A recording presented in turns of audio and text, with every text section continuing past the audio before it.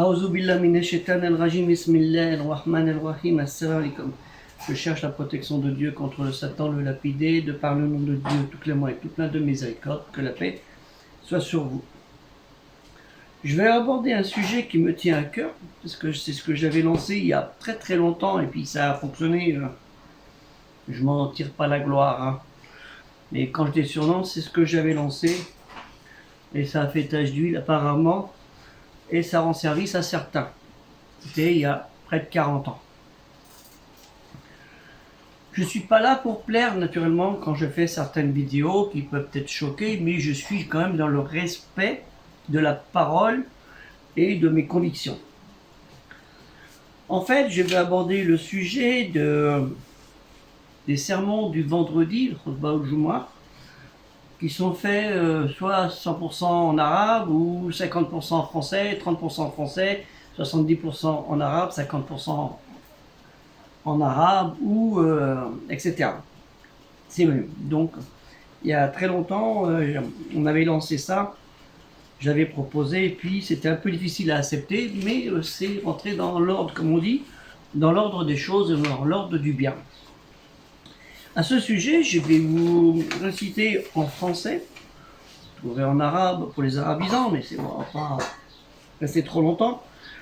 La sourate 14, verset 4, Abraham, sur lui le salut et la paix de Dieu, que Dieu nous dit, lui le Tout-Puissant et plein de miséricorde, que nous devons écouter. Excusez-moi, mais c'est mes fiches que j'ai perdu, et voilà.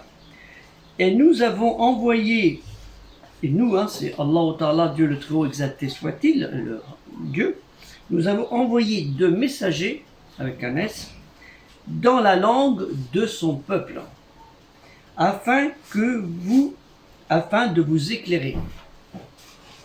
Donc Dieu, dans sa sagesse, a bien compris que pour pouvoir parler aux gens, il fallait trouver des missionnaires, des messagers, des prophètes, des avertisseurs, qui connaissaient bien la langue de leur peuple. C'est pour ça que la révélation pour chaque messager, prophète et avertisseur de Dieu a été envoyée dans la langue du peuple où vivaient ces prophètes, ces messagers, ces vertueux. Et après, Dieu égare qui il veut, il guide qui il veut, c'est lui le Tout-Puissant, le Sage. Méditez bien sur ce verset, parce qu'il est la suite de ce que je vais vous dire. Alors toujours pareil, c'est mes fiches, voilà. Bien que la langue arabe soit la dernière, celle de la dernière révélation divine, envoyée au dernier des messagers, prophètes et avertisseurs de Dieu, puisque les autres prophètes ne parlaient pas arabe. Il faut bien mettre ça dans la tête. Ni pour certains l'hébreu. Il y avait d'autres langues. Abraham, on l'appelait le mésopotamien d'Ur, U-R, en Mésopotamie, en Irak. Il ne parlait pas l'irakien, mais il parlait une langue mésopotamienne, si on veut aller par là.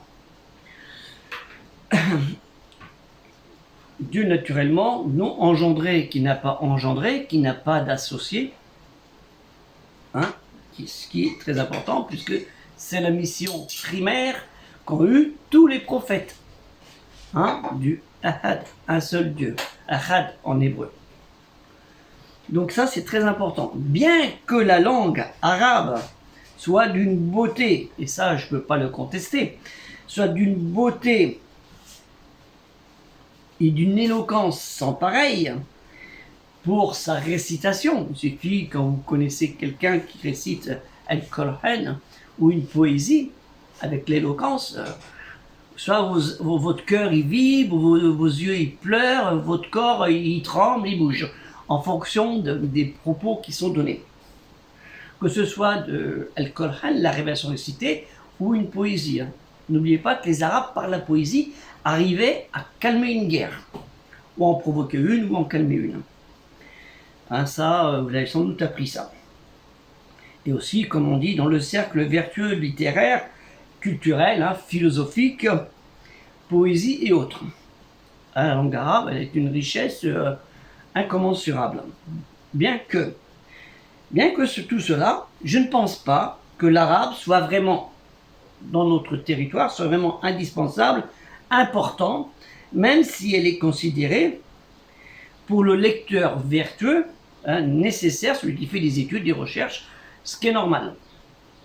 Concernant Al-Kolhan, la révélation de cité, pour ceux qui font de grandes études, pour devenir prédicateur, ulama ou autre, ça c'est nécessaire.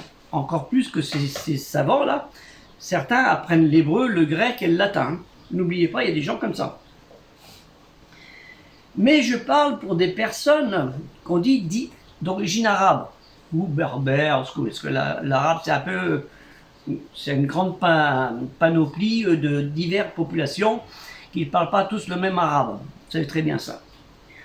Hein, c'est une façon de parler. Maroc, le Darija, ainsi de suite. Ou le berbère. Dans certaines contrées d'Afrique du Nord, du Sud saharienne. Bien qu'il y ait aussi des occidentaux qui ne sont pas arabisants. Il y en a, hein, c'est pas une obligation. Hein, ils ne sont pas arabisants. Et je parle que dans le cercle, bien que là, dans ce cercle des lieux de culte, en France, en Italie, en Espagne, et ainsi de suite, en Angleterre, en Allemagne, je pense que les gens dans ces lieux de culte, les responsables, les imams, les prédicateurs, ou des savants qui viennent, doivent parler dans la langue des gens qui sont de ce pays. En l'occurrence, en France, on parle français.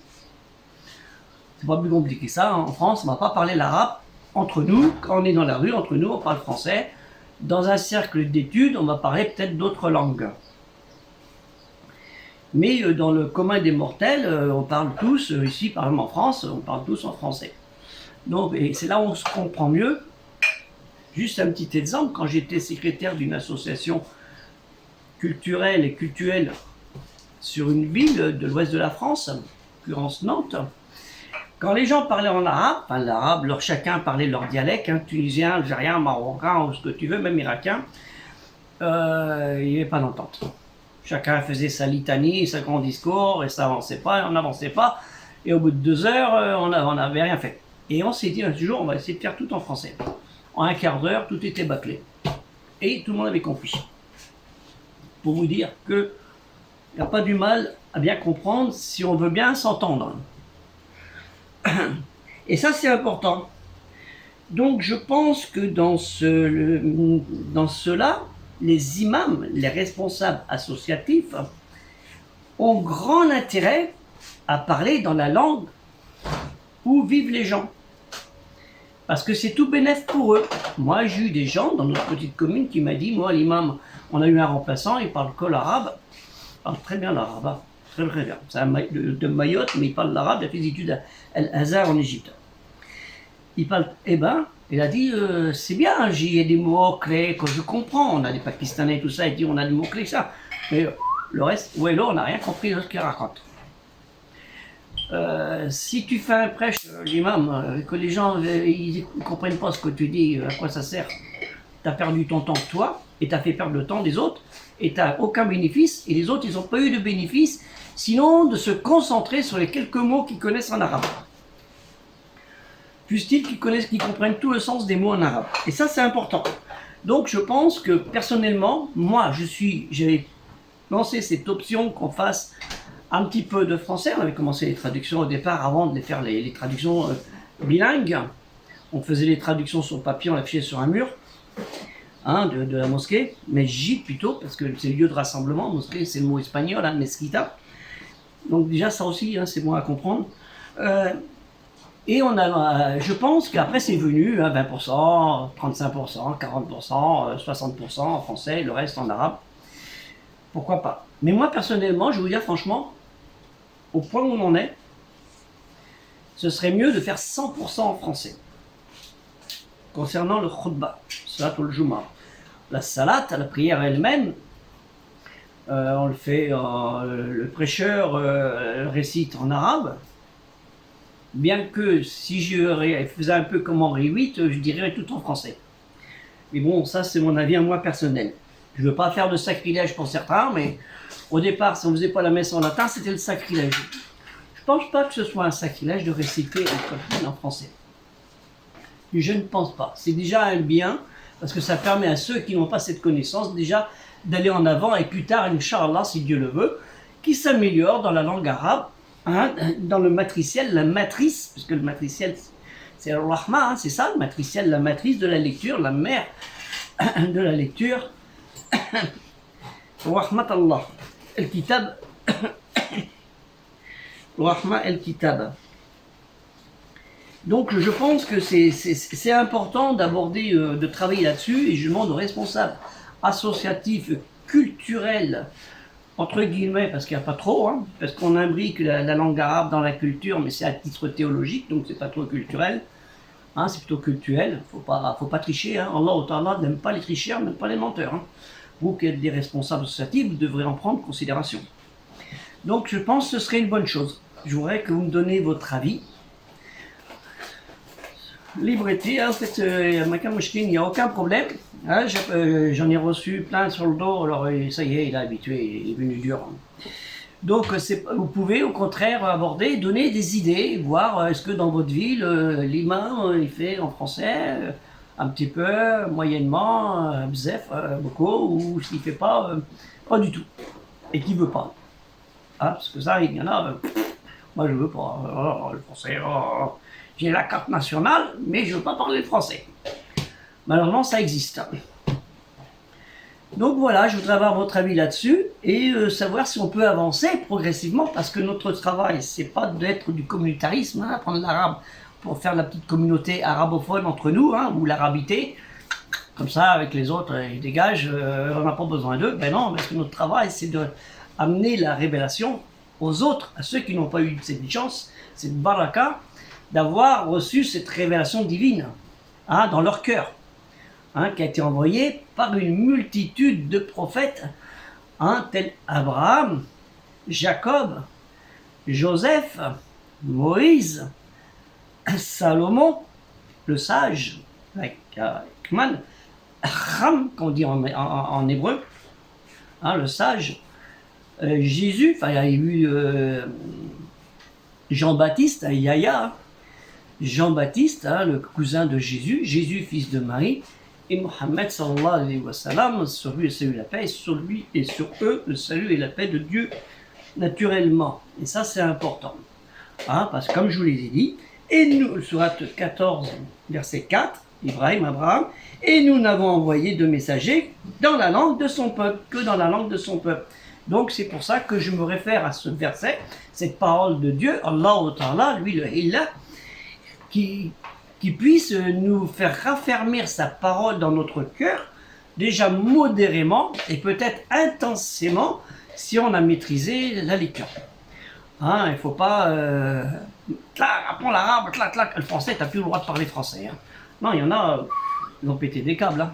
Donc on ne va pas aller dans le fanatisme et l'intégrisme, parce que ce n'est pas notre religion. Hein, on n'a pas, et surtout faire du communautarisme, parce que Allah Ta'ala, il nous l'a dit, la Sabiya, les gens qui se font que eux, hein, comme les tribus tribales, c'est pas bon. Hein. Donc pensez à cela, c'est très important. Hein.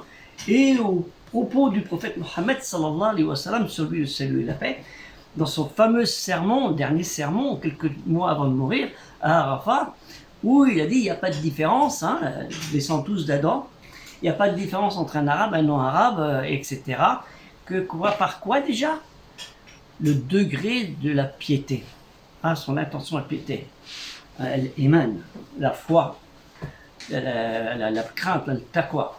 Donc si, hein, qui est le plus humble d'entre vous est le plus pieux. La traduction, grosso modo. Donc ça c'est important.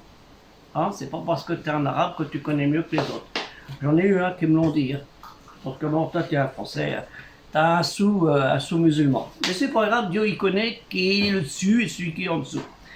Et nous on fait que notre travail. Alhamdulillah wa shukranillah. Assalamu alaikum, que la paix soit sur vous.